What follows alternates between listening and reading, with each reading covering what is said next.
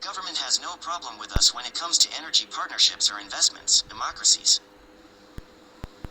Now, a recent edition of the weekly magazine Le Canard, or the Duck newspaper dedicated to Qatar.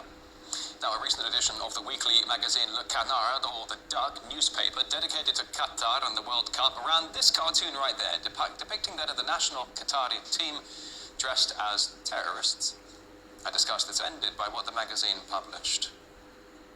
This just expressed the extremist view of supremacy, racism, and the extremist view of supremacy, racism, and of the European. You know, we have a civilized guardian, while the rest of the world figure the European Union is saying that Europe is a civilized guardian, while the rest of the world is a jungle. So these cartoons portrayed by the French magazine and the Economist as well before, this is shows how civilized is Europe. We have seen this. This is not the first time the French has slandered even the highest holy figure in the Islamic world, Prophet Muhammad himself.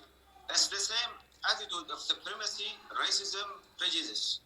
They look at Arab with the stereotyping of someone who is supposed to be at the pump supplying Europe with the gas, and that's it. No more. We are not treated as equal. So, you want me to go back in history when they killed million Algerian, and look at the French human rights record.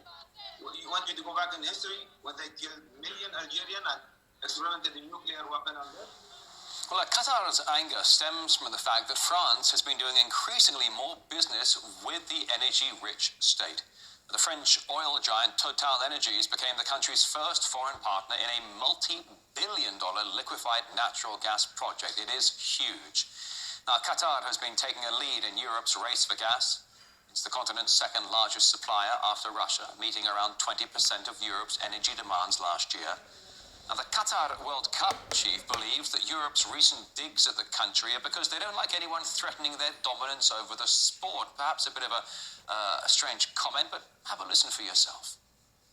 European countries feel they have a monopoly over the World Cup.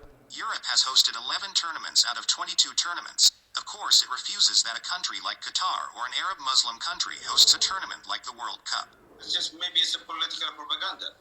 And this is very hypocritical because this criticism are unfounded. So that's why they accept our oil and gas supply and the investment, while at the meantime they want to treat us, as you say, it's just a supplier of gas and oil upon their demand. So this shows how hypocritical and how double standard the West have. So maybe we should have reacted treated them like the Russian, at least divert some of the investment, divert oil and gas to other nations who respect our civilization and our culture and our religious figure. Well, the big pictures to show you as demonstrations were staged in the center of Athens. Sector unions actually joined forces of a soaring inflation. In fact, two of the largest public and private sector unions actually joined forces to shut down public transport in a colossal one-day protest.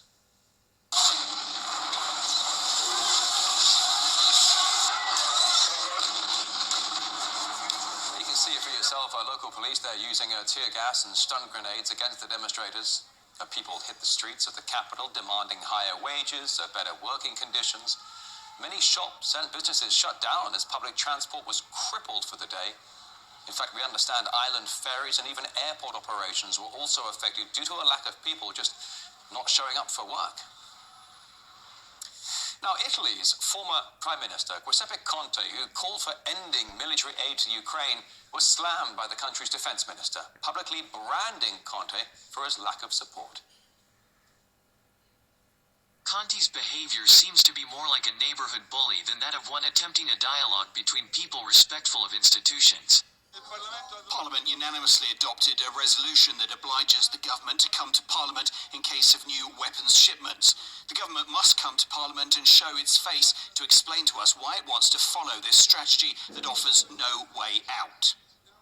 Well, that's really interesting framing there. So apparently now dissenters to the establishment agenda are a problem and they're bullying the establishment. That's definitely a new one.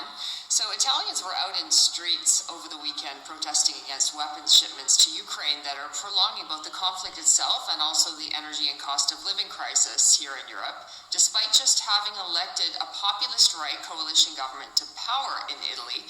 Prime Minister Giorgia Meloni's new government ticks all the usual European populist boxes, but aligns with the establishment status quo when it comes to Ukraine.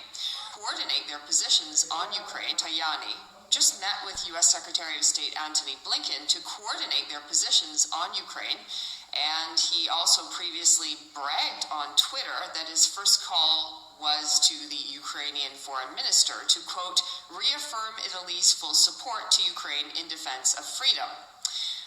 What about the freedom of Italian citizens to afford the cost of daily living and energy prices? I guess that's a little bit further down the priority list. So there's clearly a tug of war going on in Italy over more weapons for Ukraine, which has already resulted in suspension of a sixth arms shipment amid concerns that Rome could be compromising its own defense capabilities. It's kind of a principle that you learn when you're 3 years old. It's one thing to give away hand-me-down clothes to your little brother, or in this case weapons. It's another thing to give away your entire stash or wardrobe and be left naked walking around as a result.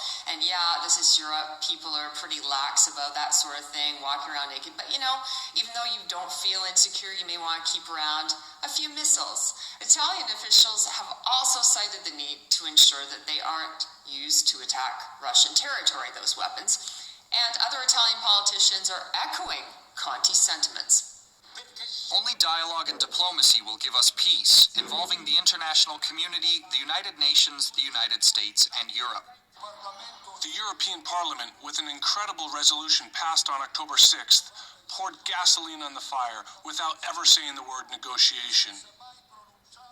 So, despite a new Italian prime minister who's fallen into line on the Western narrative when it comes to Ukraine, dissent is nonetheless percolating like a pot of fine Italian coffee. But expect to be slammed pretty quickly if you're a European politician like Conte, who dares to complain about the establishment cooking up endless war in Ukraine. In a frank admission, a fighter for the notorious Azov battalion has given an interview in which he claims 60% of people in Mariupol and Donbass support Russia, only 20% Ukraine. Have a listen. 60% of people were pro-Russian. They wanted to go to Russia, the same as in Donetsk and Lugansk. There has always been a large pro-Russian part of the city, and 20% were those who supported us and said, guys, thank you for protecting us, and things like that. Well, the new Russian regions have an approximate population of 7 million. Figures show almost 3 million have left the country for Russia since the start of the conflict. Earlier, another Azov fighter in an interview to a French channel also said the majority of the people of Donbass want to be with Russia. 70% of people of Mariupol By the Azov fighters have also been backed in a recent Washington Post article, which you can see here, which reported on